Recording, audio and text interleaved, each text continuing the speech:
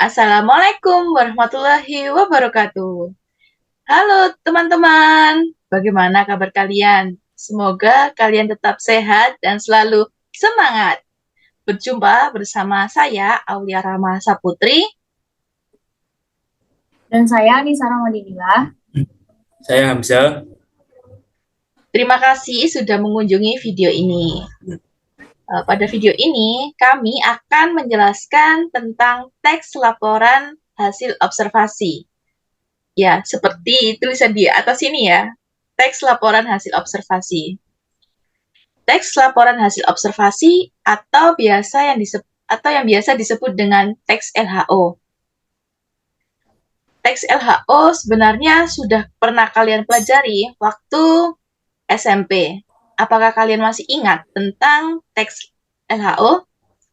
Tenang teman-teman, untuk kalian yang mungkin lupa atau yang tidak ingat tentang teks LHO, kita akan mempelajari teks LHO secara bersama-sama. Ya, di video ini, mempelajari teksnya di video ini. Simak video ini sampai selesai ya. Teks laporan hasil observasi atau yang biasa disingkat dengan teks LHO. Teks laporan hasil observasi. Teman-teman ada yang tahu nggak teks laporan hasil observasi itu yang seperti apa ya? Ya, teks laporan hasil observasi adalah teks yang berisi tentang penjabaran umum atau teks yang berisi laporan sesuatu yang berupa hasil dari pengamatan observasi secara langsung. Terus, apakah teks laporan hasil observasi sama dengan teks deskripsi ya? Kira-kira sama nggak teman-teman? Berikut perbedaan antara teks laporan hasil observasi dan teks deskripsi.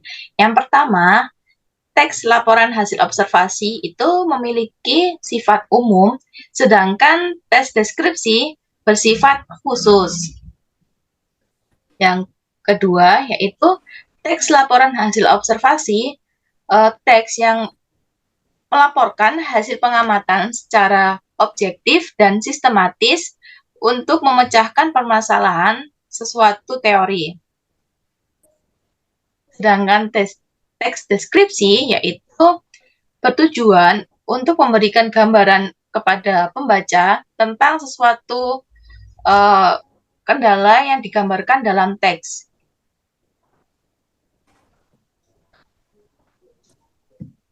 Selanjutnya, teks laporan hasil observasi ditulis secara objektif dan netral, sedangkan teks deskripsi ditulis dengan objektif atau subjektif. Dan yang ketiga, struktur teks laporan hasil observasi yaitu memiliki 3 struktur. Yang pertama yaitu pernyataan umum atau klasifikasi, yang kedua deskripsi bagian, dan yang terakhir deskripsi manfaat. Sementara teks deskripsi yaitu juga memiliki 3 struktur nih teman-teman.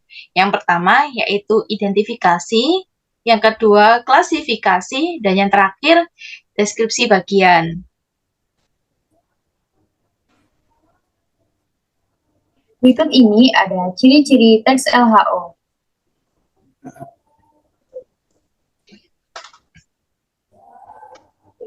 Di sini ciri-ciri teks LHO terdapat 6, yaitu yang pertama bersifat objektif, global, dan universal.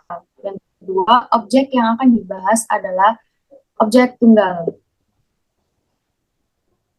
Yang ketiga, ditulis secara lengkap. Selanjutnya, ditulis berdasarkan fakta sesuai dengan pengamatan yang telah dilakukan.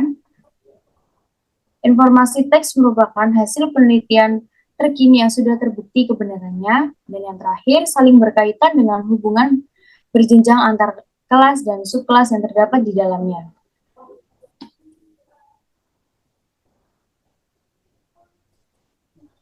Selanjutnya yaitu struktur teks laporan hasil observasi.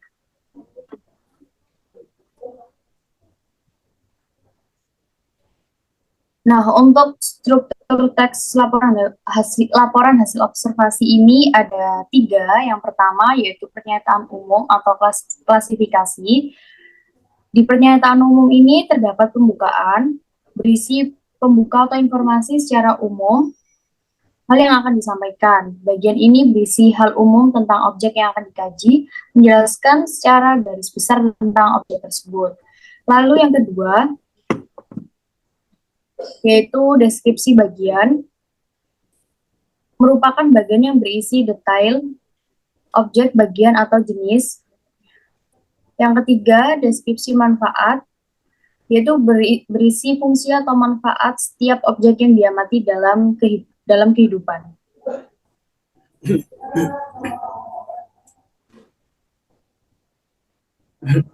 Berikutnya yaitu ciri kebahasaan teks laporan hasil observasi. Ada beberapa poin yang hendak saya sampaikan. Jadi salah satu cirinya itu yaitu terdapat kata serta frasa verba dan nomina. Untuk deskripsi lebih lanjutnya, LHO itu terdiri hanya satu kata, tidak lebih. Lalu gabungan 2 kata atau lebih yang menduduki satu fungsi pada poin bagian frasa. Jadi contohnya itu fungsi subjek, siswa baru. Lalu verba itu adalah kata-kata yang menyatakan suatu tindakan dan sering juga disebut kata kerja. Lalu juga terdapat nomina. Jadi keempat hal ini menjadi salah satu ciri kebahasaan dari teks LHO. Berikutnya ciri kebahasaan yang kedua yaitu afiksasi. Jadi afiksasi itu merupakan imbuhan yang melekat pada kata dasar. Imbuhan itu ada beberapa macam dan afiksasi itu bisa merubah makna kata. Contohnya itu kata dasar nomina itu menjadi verba, pancing menjadi memancing begitu. Ya. Lalu ciri kebahasaan yang ketiga yaitu kalimat definisi dan kalimat deskripsi. Untuk penjelasannya, kalimat definisi itu kalimat yang berisi tentang pengertian suatu hal. Biasanya terdapat kata kunci seperti ialah, adalah, yaitu, atau yakni, begitu. Lalu untuk kalimat deskripsi, itu kalimat yang menerangkan suatu kegiatan. Contohnya, boneka terbuat dari kain dan dijahit sesuai bentuk yang diinginkan. Untuk ciri kebahasaan yang nomor 4, yaitu menggunakan kalimat kompleks dan simpleks. Kalimat simpleks itu kalimat yang hanya terdiri dari satu struktur kalimat, yaitu subjek predikat atau subjek predikat objek atau SPOK atau subjek predikat objek dan keterangan. Contohnya saya membeli baju di pasar, ini lengkap ya strukturnya SPOK. Lalu penjelasan tentang kalimat kompleks, jadi itu merupakan kalimat yang memiliki lebih dari satu struktur kalimat. Contohnya, saya dan Tika membeli sepatu dan kemeja di Swalayan. Begitu. Bagaimana teman-teman? Apakah kalian masih bingung terkait teks LHO? Jika kalian masih bingung tentang teks LHO, kalian dapat mengulang lagi video ini. Terima kasih untuk teman-teman yang sudah menonton video ini dari awal sampai selesai. Semoga video ini bermanfaat untuk kalian. Sekian dari kami. Wassalamualaikum warahmatullahi wabarakatuh.